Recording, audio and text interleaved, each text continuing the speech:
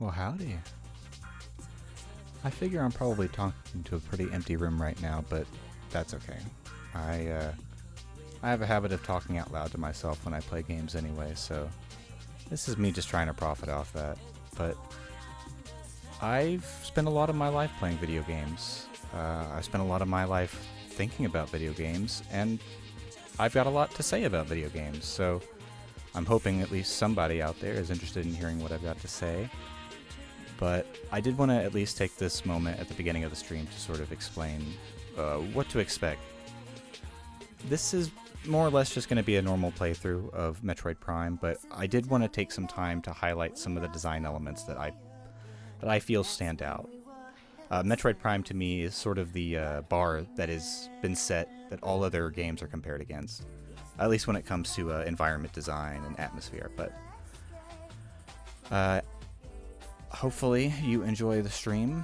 If you'd like, you can join me at midnight on Tuesdays, Thursdays, and Sundays, Pacific Standard Time, but I figure that's going to be either really late at night for you people over in the East Coast or really early for anybody in Europe. So if you want to, you can just view the VODs on Twitch, and I'll be uploading the videos individually per game on YouTube. But other than that, I guess we can go ahead and start the game.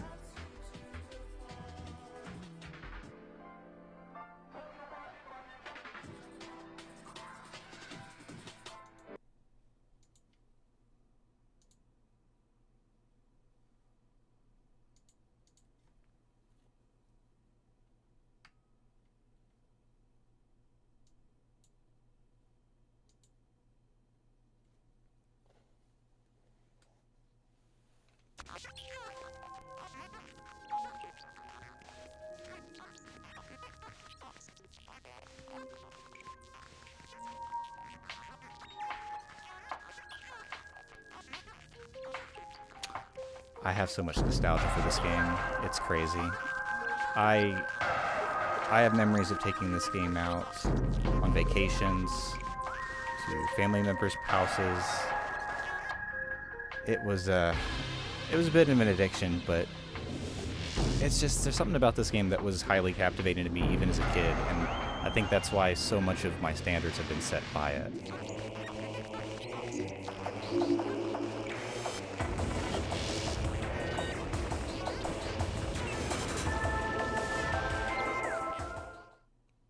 If anyone does happen to wonder in the chat, please let me know if the audio settings are correct.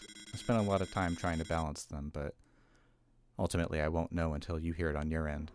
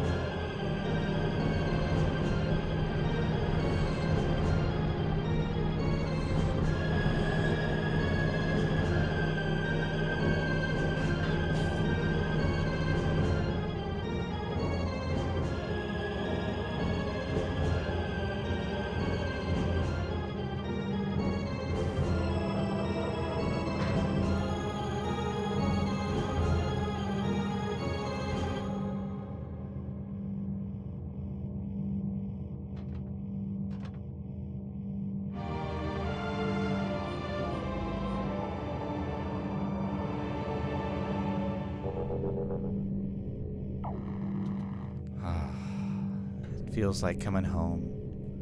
Although you'll probably notice there are some visual differences between this and what you'd normally find on standard hardware. I'm running this game at 4 times internal resolution, simply so that I can actually see things. Unfortunately, this game is affected by time, but I still think it's beautiful, and you will see just how much effort these developers have put into this game, but let's move on. Ultimately, Retro Studios' biggest job was trying to translate Super Metroid, a 2D game, into 3D. And a lot of it has to do with sort of recontextualizing a lot of Samus's ability. In Super Metroid, you could scan walls and floors, but you'd only really get to see, you know, this block is going to get blown up by the bomb, or this item's going to get blown up by the speed charge. The beauty of the scan visor in this game is the fact that it actually lets you interact with the world in unique ways. Like, I got to use a button as Samus, which is... it feels weird.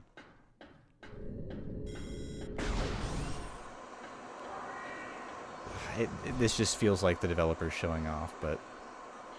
I don't know if you know, you can scan these up here. The ship is flying fine, but the crew are not.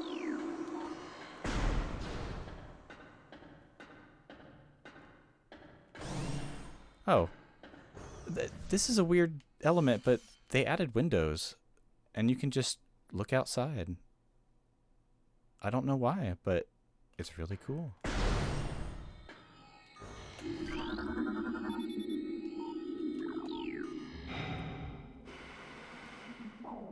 I guess I should explain for anybody who's not too familiar with the Metroid series, just in case, and just so that I can ramble. Samus is a bounty hunter. She spends her time going across the galaxy, finding anybody who's doing anything they're not supposed to, and in this case, it's the space pirates, and they're doing lots of things wrong. Although it seems like their comrade caught up to them before I did. This is another cool element of the scan, is the fact that you can store things into a logbook, which acts as your completion score. I'm not going to get all the scans, but it's nice that you can interact with all of the different creatures in a way that makes it feel like the developers thought about the world more than just like, hey, it'd be cool if this creature was crawling here. Like, there's a story being told in every room of this game, and it's often very vivid. Also, the most important material in the game is just in a box over here, but we're just going to pass by that for now.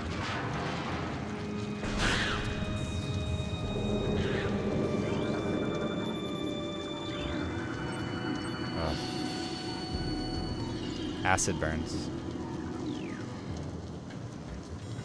Hey fella, need help? Yeah? Yeah.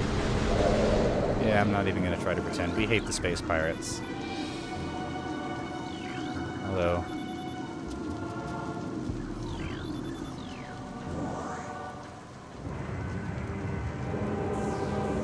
I don't know if anyone deserves this kind of fate.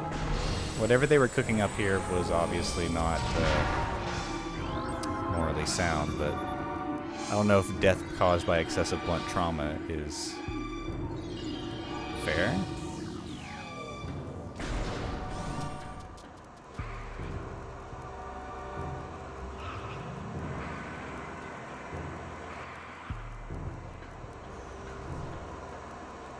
This is probably one of my favorite rooms in the game, from an aesthetic point of view.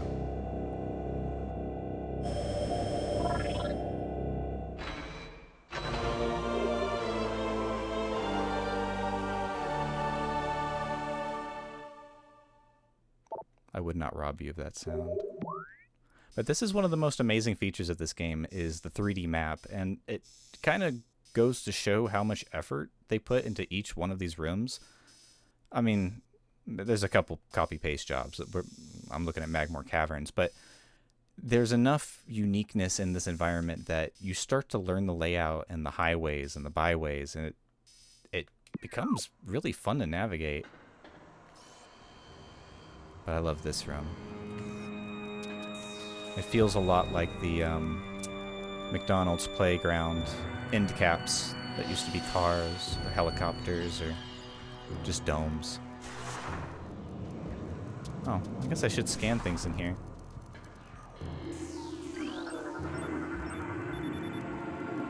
There's a lot of effort here to try and build up Talon 4 as this really big, diverse planet that's been kind of overrun by this radioactive element known as Phazon.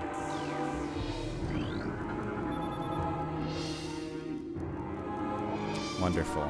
So not only is there another one of those giant creatures, but they're still dealing with it. And whatever it evolved from is still crawling around.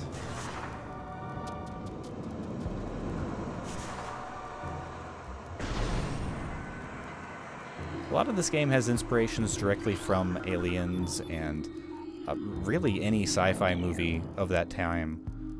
In fact, one of the main villains of this game is named after Ridley Scott.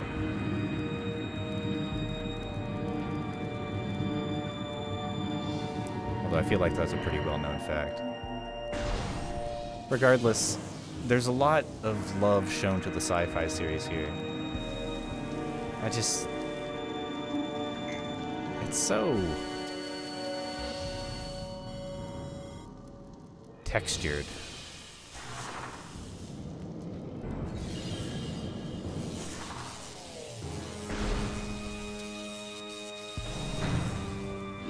Oh, hey. I know what you are. No, I don't. Oh. It's sleeping. Well, hopefully me blasting all of its friends, question mark, won't wake it up. Unfortunately, the only mercy I can offer is a quick death, but that's about it. Especially when they're working on this kind of nonsense. So yeah, let's take a harmless little parasite creature, pump it full of radiation, give it lots of venom sacs in the mouth, and you know, I'm going to show you why we hate the space pirates, because they look at this horrible creature, and they say, hey, what if we give it combat mutations? You know, galvanized arms that can rip apart flesh? Yeah, that's a great idea. Wonderful.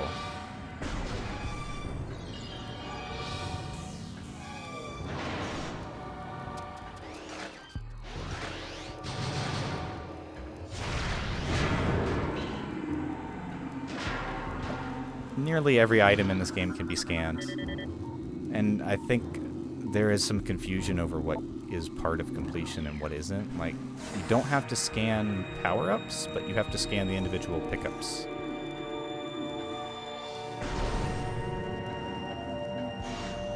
And this is probably one of my favorite rooms. First, let's deal with his occupants.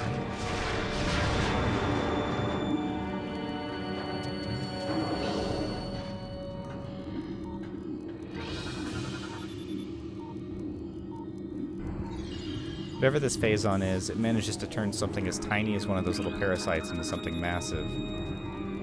And they're experimenting on other stuff down on the planet. And if this is anything to go by, then we're in trouble. This is the fun stuff. This is the continuity stuff that makes me happy. Zebes has fallen. All ground personnel are presumed dead, either killed by the hunter-clad metal or in the subsequent destruction of the underground facilities.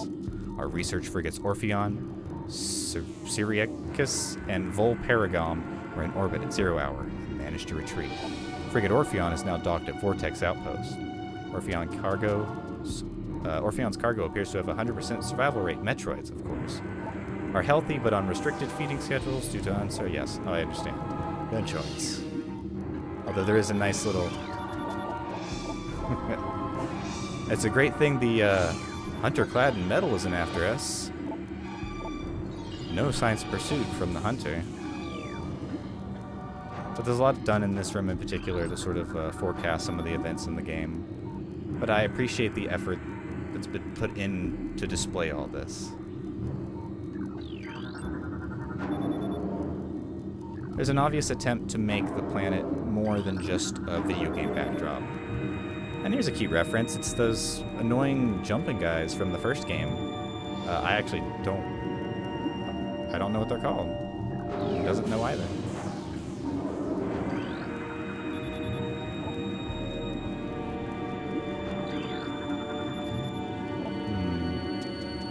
Well, as if we needed more evidence that these phase-on tests were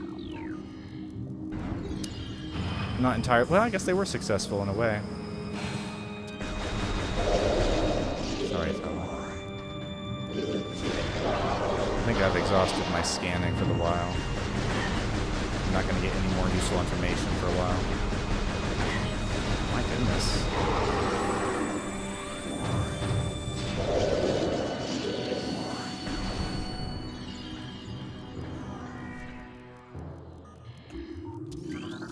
I say that as I scan this. Shiny things. But it's little things like these as well. I like when a game tries to fill its background with, I don't know, stuff.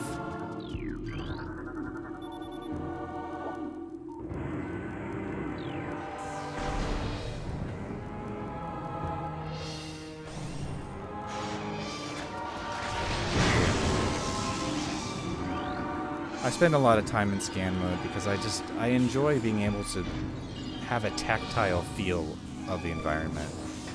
One of the reasons I love games like Metroid Prime is because every surface of the world feels actionable in some way. It sort of sticks in your brain.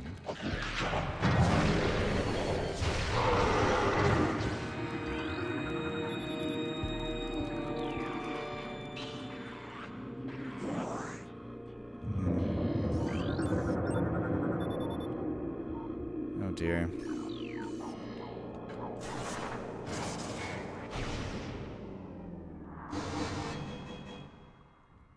I'm going to admit something. I've missed this checkpoint a couple times.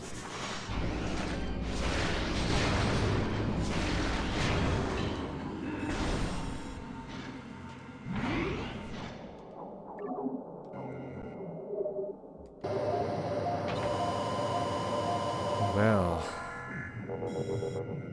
I guess by now you've gotten the basic gameplay loop. It's really just running, gunning, and shooting, and scanning. There's nothing really fancy going on here, but just by kind of making everything around you interesting and engaging, you're just drawn to it naturally. Samus is just fun to control. She's fun to move around.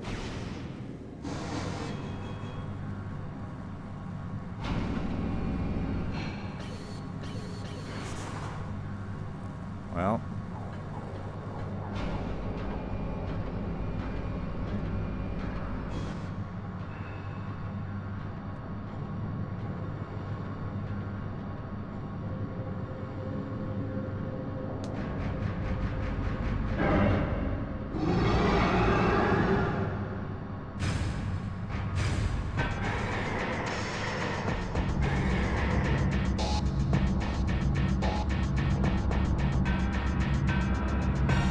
a very iconic boss. I think maybe because it's the first. There are a lot of great bosses.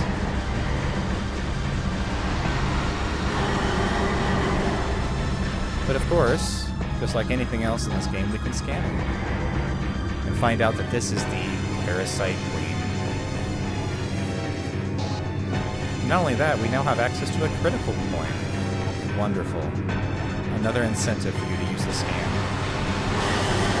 It's almost like the people who made this game understand design.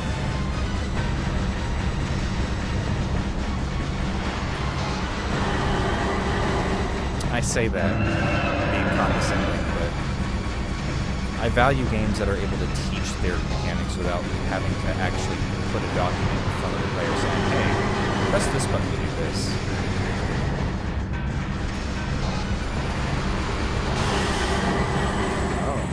Chat message, wonderful.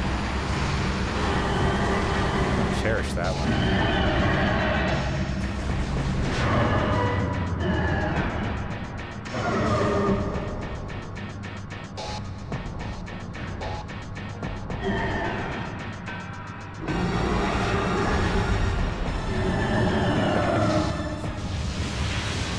There's just so much chaos in that animation.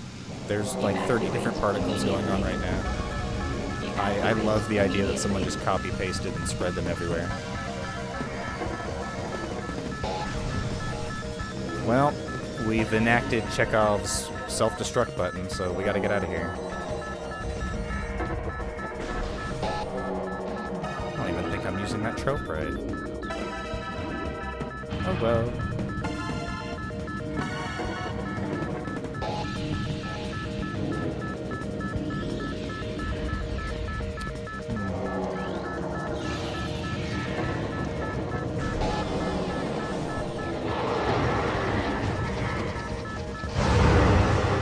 See, this is why we upscale our games. There's so much chaos happening right now, and this is basically just the developer screaming, hey, check out what we can do with this cool green, or purple box.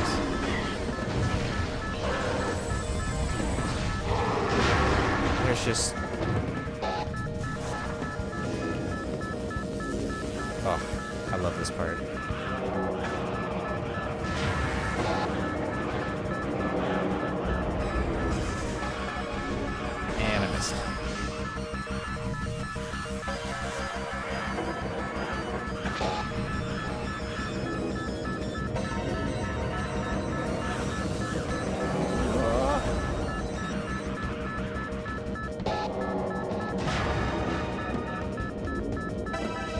Hey, oh. Okay, ignore that, sorry. Original hardware.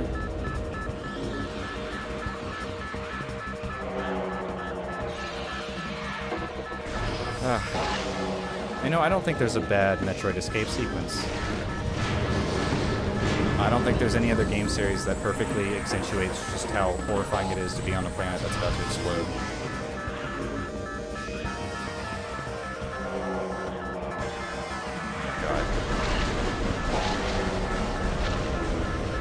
See, this is the kind of game where I imagine the developers worked on the game after binging like 20 different B movies.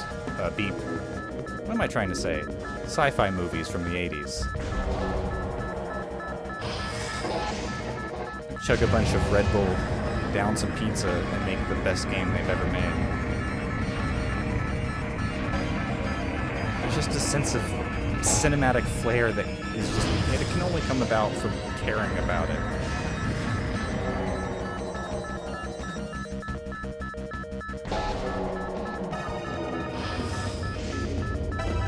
Oh, it's time to meet our co-star.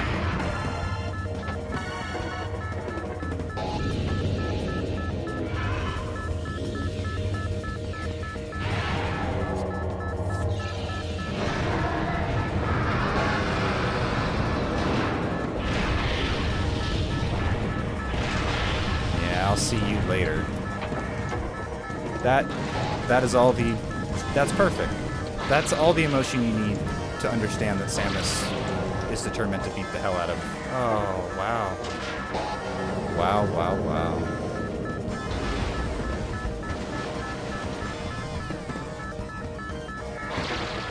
I deserve that. That was a half-assed bit.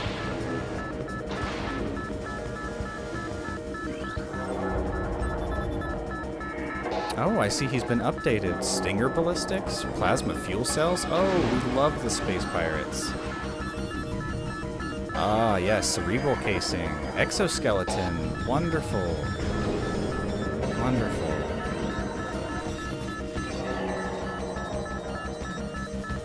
Oh, hey. Oh, ow. I sure hope a rogue spark doesn't hit me and make me lose all my items. What?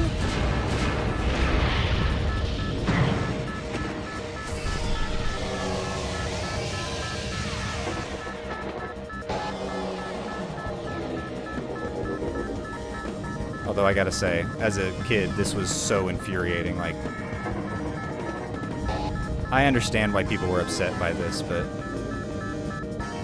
man, did it inspire me to fucking get to the game.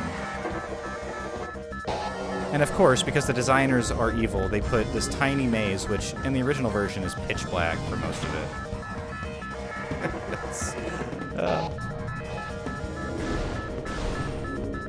I can hear the developers talking through the game, and that's what makes me smile.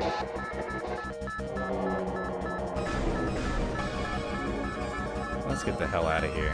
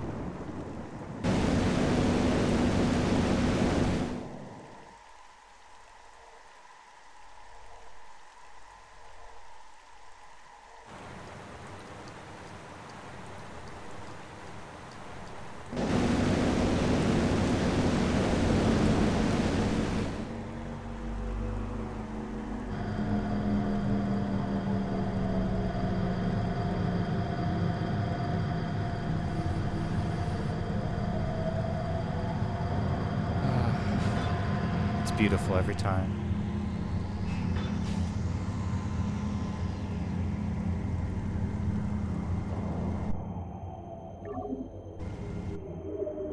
Thank you.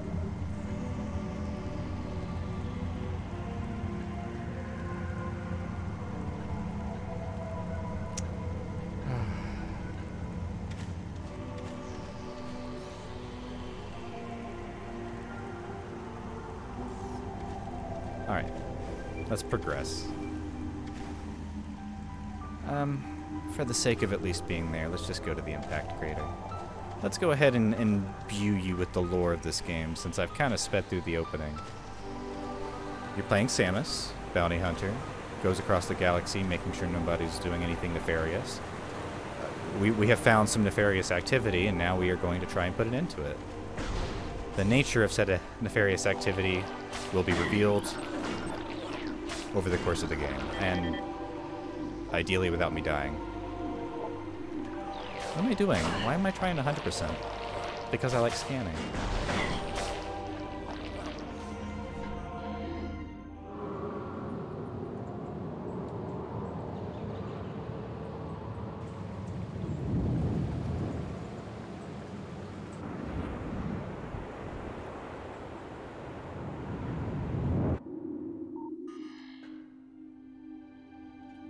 I mean, yeah, it looks a little chunky, but like, come on.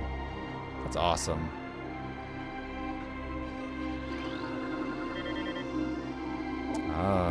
Alright, Space Pirates, what have you got?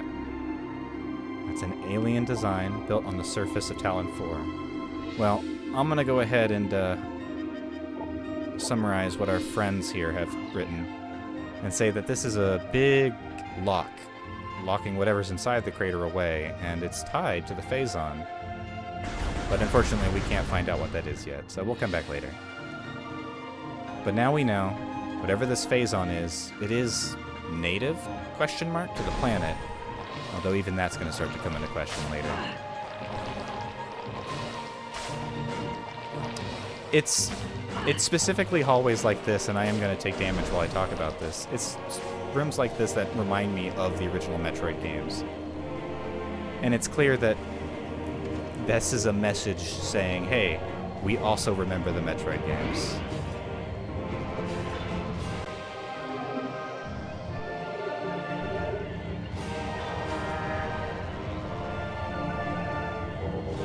Alright.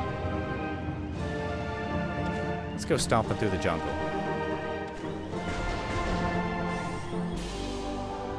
In case you haven't noticed, we're playing with tank controls, which is a bit strange for a first-person shooter, but actually ends up working pretty well when you're a giant tank. I can't shimmy, but I can turn, and the only way I can really sidle is by locking on. But it communicates something very vital, and that is you are in a suit meant to protect you from this environment, which does not want you in it. You are not welcome here. You are not supposed to be here. Everything here has turned hostile, and it's bad. Uh-oh. It's even got zoomers. Well, we'll deal with that later. I don't need to fight you.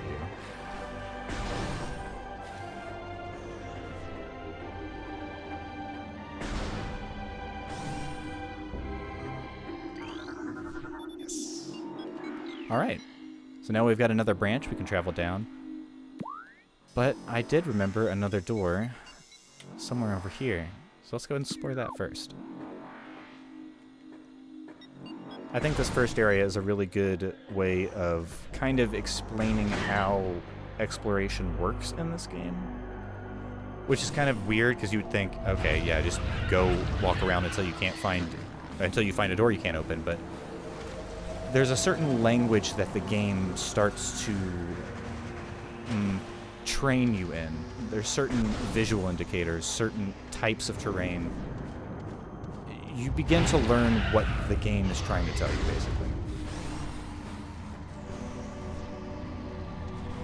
Yeah, I need to get some help real fast and save.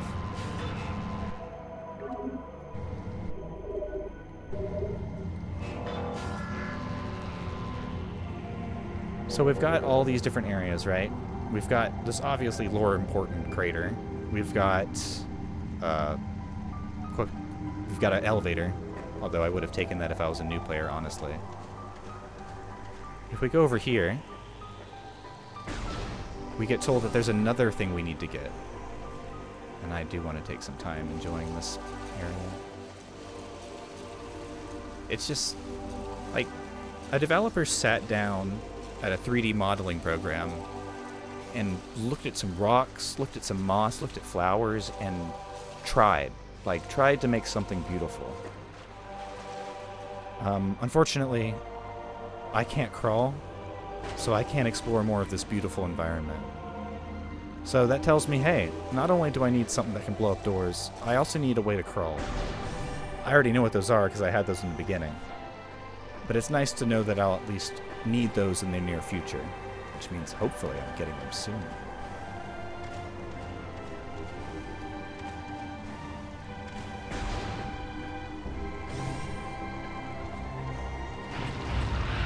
Yeah, I know. You guys are just defending your home.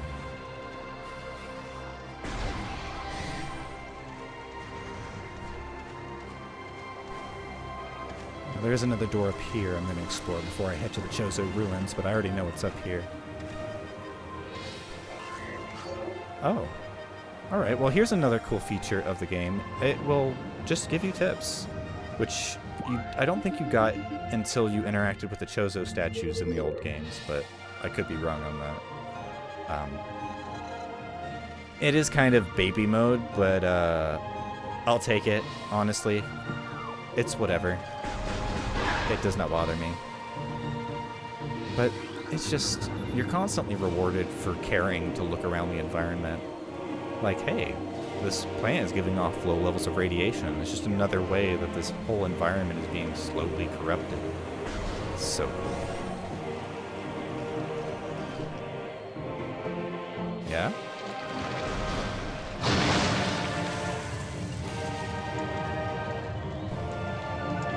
And yet again, another door.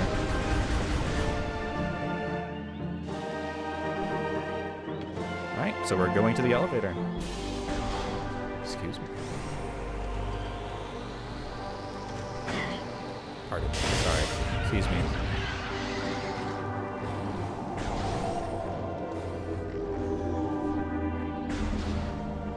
I guess I should explain for anyone who's not taken a gander at the schedule. I will be playing about an hour of this before moving over to Faster Than Light. Sort of a nice way for me to have half of the stream dedicated to something serious and the other kind of just, whatever fun. If you can call FTL casual fun, but... Anyway. Gosh. I know the textures are upscaled, but it's like, come on, man. You didn't have to go this hard. No one was gonna look up there, but you did it anyway. Hey, buddy, I'm good. I just got here. And I wanted to say something, too. Yeah, okay. I appreciate you showing me that. But this was the point in the remake that I realized that it was going to be fantastic. When I was playing this on the Switch and got to this area and saw it remade as like this decrepit ancient temple, it was like the art had come out of the concept page. What am I trying to say? It looked impossible. It was beautiful.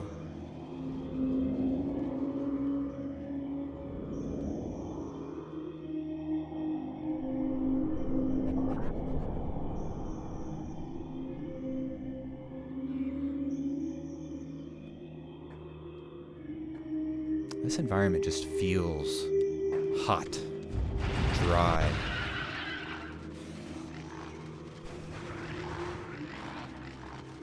Well, another door. And a very interesting looking geometry. With a nice little prize at the top for anyone who can scale it. Well, that's gonna be a while. As is that one. But hey, now we know we can find these kinds of power-ups in the overworld, and it's likely we're going to get them just as we get abilities. So I'm going to be keeping an eye out for them now. The game didn't have to point at it. It didn't have to put an icon at it. You heard it, you saw it, you said, hey, I wonder if I can get there. Well, not right now, but I'll come back later.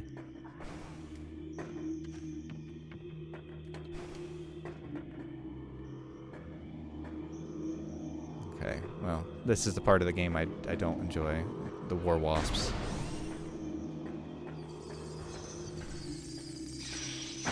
Oh dear. Can't go that way. You know. They say the ball is 1 meter in diameter. And I don't know. I feel like you...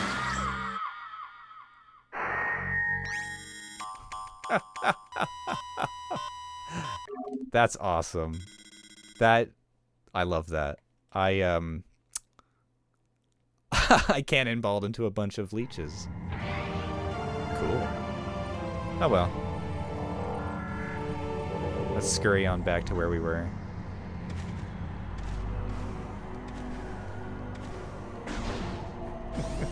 I literally cannonballed right on top of them. That's what I get for not paying attention.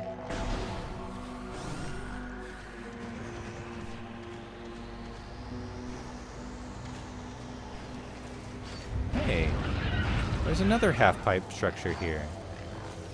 I wonder if there's another prize at this top.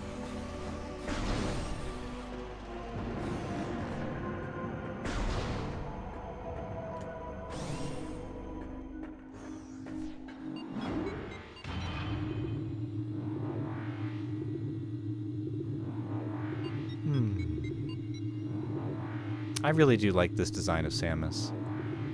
It does remind me of the Game Boy version, but her silhouette is so cool.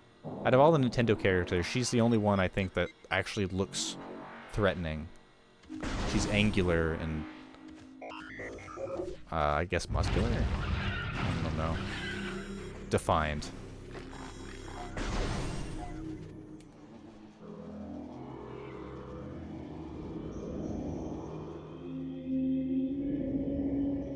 You know I'm gonna let this play again.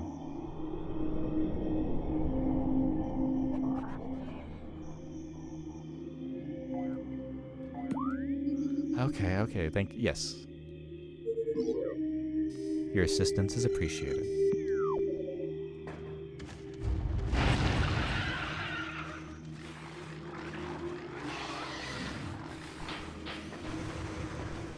Well then. Let's go this way. Since obviously, oh no. Oh no. Well then, let's not have a repeat. But again, this is a great learning opportunity. Locking onto those things are really hard. You actually have to aim at them. You can't just be lazy and lock on everything. Same deal with these guys. Are those goat eyes? Or are they just sideways eyes? Sideways eyes, I think.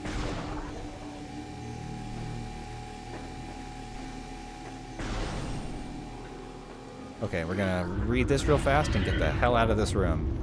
Chozo lore. Ooh, we know the Chozo. They were Samus's basically adopted parents. But it seems like they're departing now. It used to be peaceful here. A refuge for our spirits. A civilization built from native... Yes, very hippie. Linked with the land. We were very happy. Okay, what happened? What happened? Oh, no. No, everything was just great. We were here, it was great, and then it sucked. A wonderful story. Okay, yes, I know it's there. Thank you.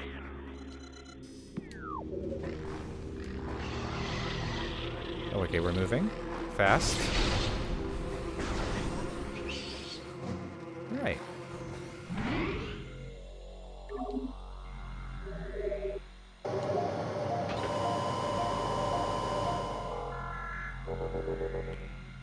Let's talk a little bit more about these Chozo guys.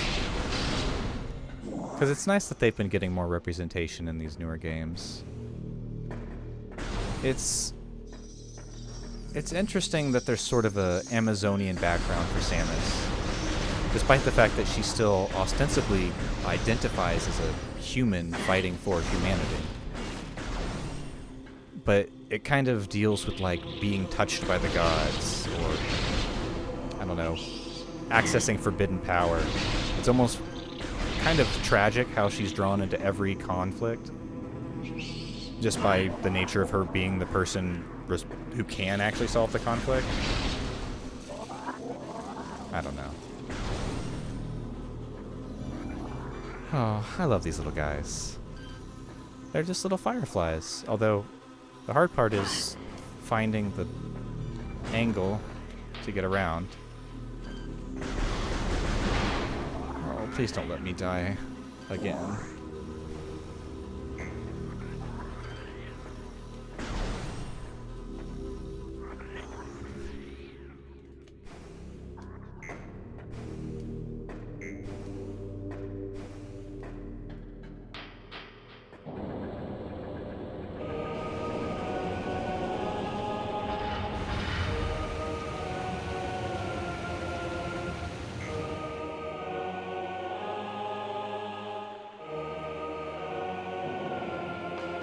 Alright, hit me.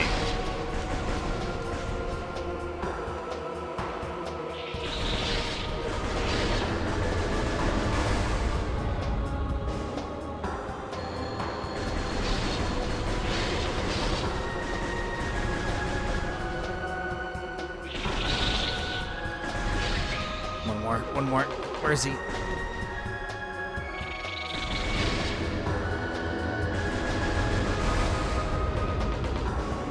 Nice.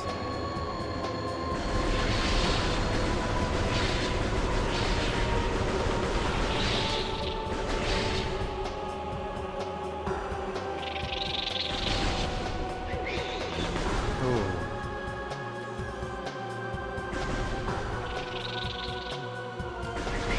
There we go. Easy peasy. A nice little lock-on challenge. Since it seems you had it pretty easy with all the slow-moving beetles and the zoomers, give you something really fast to try and target. And your reward is some nice old missiles.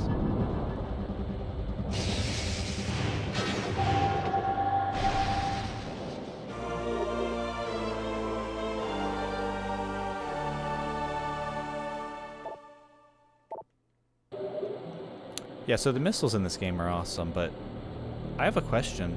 Why do you get the weapon at an angle where you can't actually destroy the door from?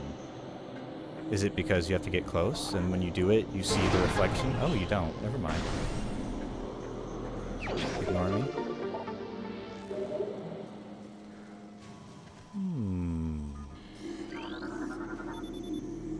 See, this is why I love scan mode, because even if you're not getting all the other hints, it's, hey, it sure would be great if you had something ball-shaped that could fit into this circular hole.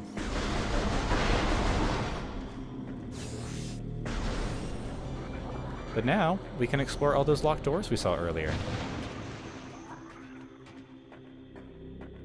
But there's kind of a little subplot starting to happen here. The water here is acidic, and falling in it does massive amounts of damage, at least relative to how little health we have right now. I'm sorry, little one.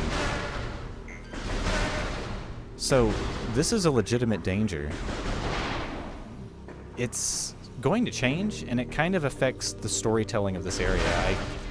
It actually feels like you're having an impact on the world. And it's significant because you know just how awful it was to navigate it when it was poisonous. I hear the lore, but I forget if I have to blow something open first. Yeah. So you can even find notes here.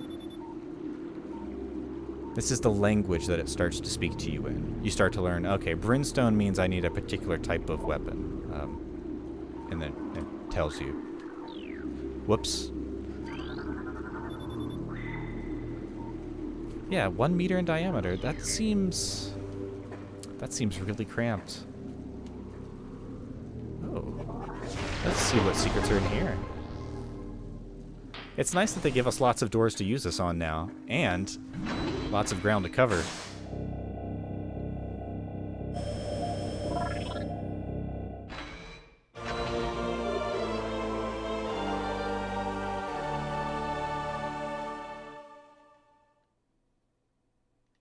Thanks for the comment, Knight. I would have preferred yours as the first.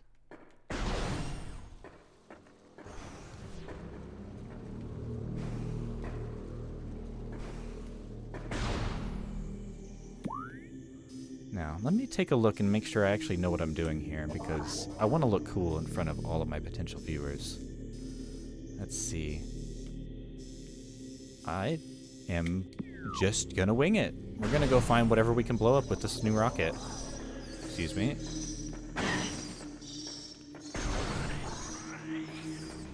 Oh, another great thing about the rockets is you can blow up these bastards.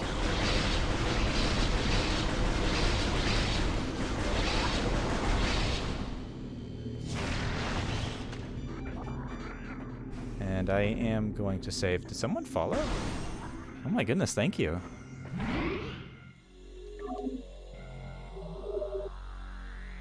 That is very cool of you.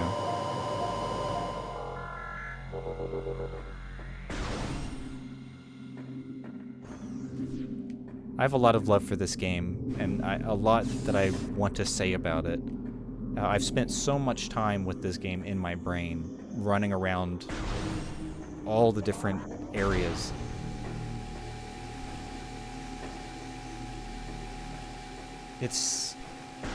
To me, it was the pinnacle of platforming adventure games at the time.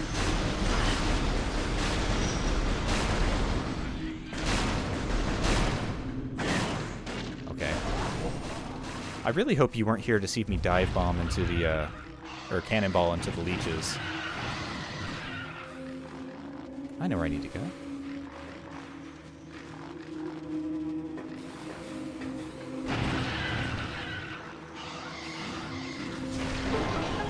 Oh, feel free to check out the, Oh, no.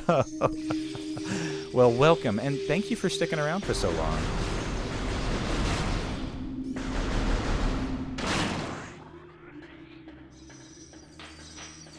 I've got a lot of passion for this game and a lot of games in general, but I'm still trying to find my voice. Oh, no worries. Hopefully I can provide good background noise. Oh, alright. It's a boss fight.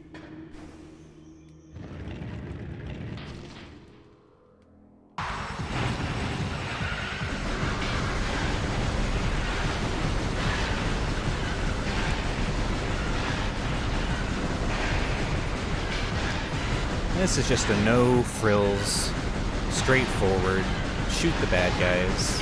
And you know what? That's totally fine.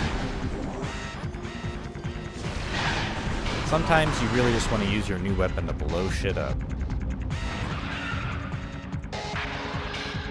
Hey, I would love to blow that thing up.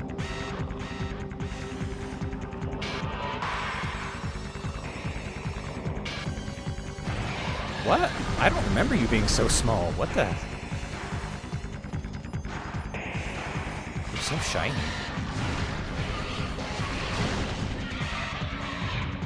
Oh.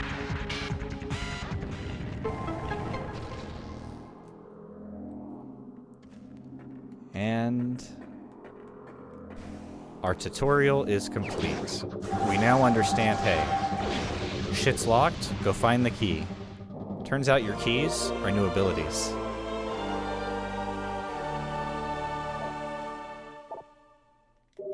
Thank you.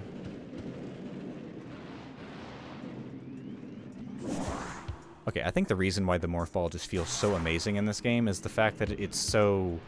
like, it actually moves with the geometry. And the fact that you can get caught on rocks and other bullshit makes me so happy.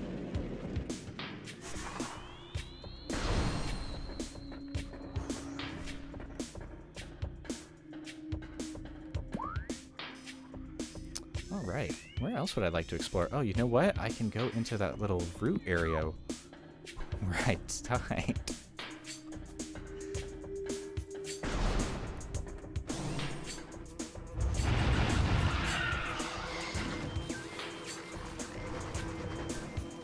Sure would like to get that power up, but I don't think it's time for me to go there yet. Oh yeah, it is. Never mind. I just gotta get over there first. What am I trying to do?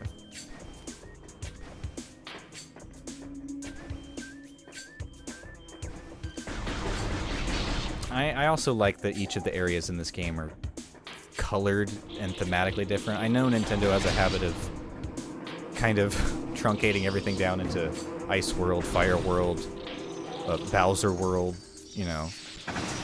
But it kind of works in Metroid's case because it allows you to have a free canvas to create all kinds of crazy stuff on.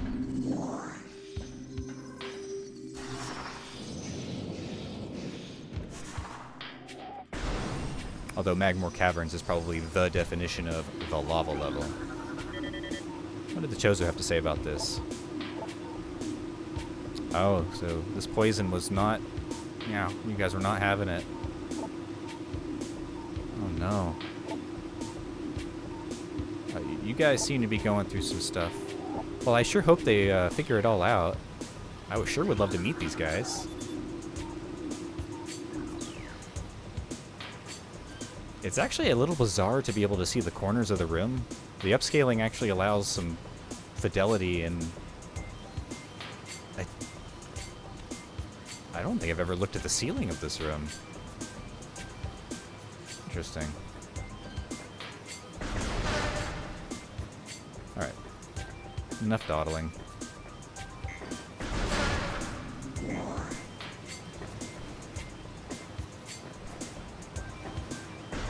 I do love that they're already signposting or hinting at the spider ball. I don't actually know. At this point in time, I think the spider ball had only ever appeared in Metroid 2 on the Game Boy. So I don't even know if people would know what that was. Although I'm sure you could probably guess. This is probably one of the best designed rooms, and also the evilest. I have plummeted to my death here so many times, but it is by far one of the most strikingly beautiful ones. This room teaches you to actually look at your environment. You need to get in and around to find where you need to go. Yes, thank you. I've got to find these runes, and the only way I'm going to find them is if I actually look.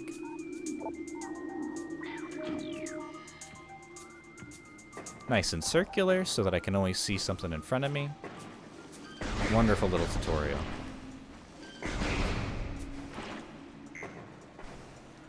Sure hope I know where I'm going.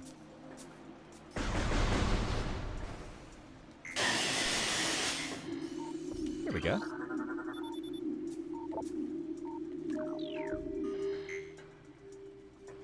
I also just think that jumping in this game is satisfying for it being tank controls. Although I think it's also because there's some actual air mobility.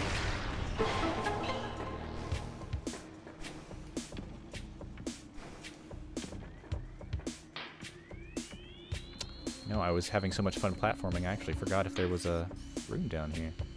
We'll find out.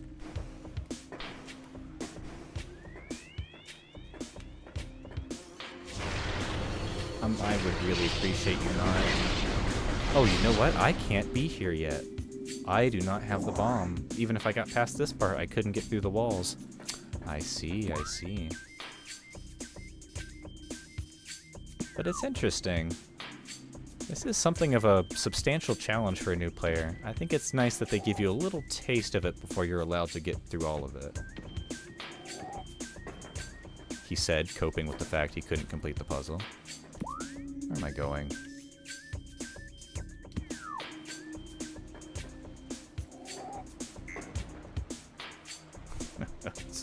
God damn it. Nope.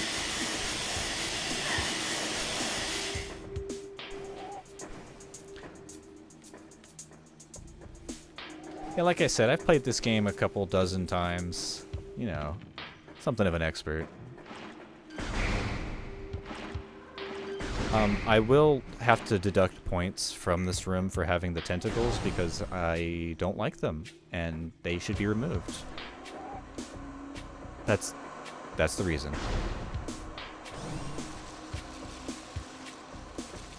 This is a room I want to talk about, but first let's get to the save station. Here in a little bit, I'm going to be swapping over to FTL, so I think I'll spend the last few minutes here talking about this. Because this was one of the, I guess one of those moments where you kind of gain a little bit of consciousness, or like level up your wisdom. Because as a child, I look down at this pit and I see water and I think, okay, well, that's it. But it took me forever to actually learn how to platform over here and look up. And it became clear to me that not only were they utilizing the 3D space effectively, they were going to torture the shit out of you with it. A lot of the platforming in this game is just finding the platforms. And I think that that's one of the best things about this game, is the fact that unlike the kind of yellow tape fiasco we're having to deal with lately, there's no need for you to have to, I don't know, be handheld. That's not part of the game. You're supposed to explore. I'm starting to ramble now. But I have a lot of fondness for this room. Anyway.